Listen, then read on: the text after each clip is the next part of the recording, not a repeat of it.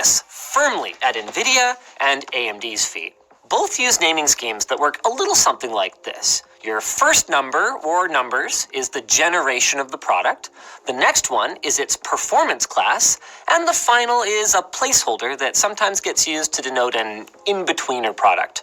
You've got your suffixes like XT or super that typically denote a more better version of what is fundamentally the same thing. The issue is that neither of them treats their own conventions as anything other than rough guidelines, and both of them have shown that they're willing to break these conventions outright in the interest of making a subpar product seem more desirable. Take the GT 1030 and GTX 1630 from Nvidia, for example. From the numbering alone, we might conclude that while they're in a similar class, there should be a huge performance difference between these two cards.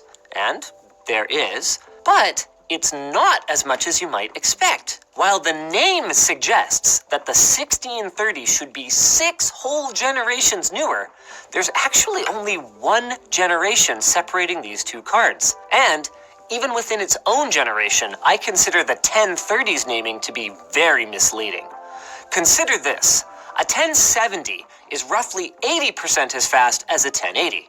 A 1060, roughly 70% as fast as a 1070, which kind of makes sense so far, right?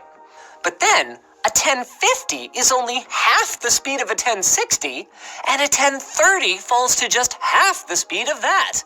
Making matters more complicated, Nvidia has made headlines multiple times in recent years, in recent days actually, for releasing GPUs that use the same numbering scheme, but with downgraded memory configurations that are catastrophic for performance. As an innocent shopper, how am I supposed to infer that higher performance tiers have large price gaps and small performance gaps, while lower performance tiers have small price gaps with big performance gaps?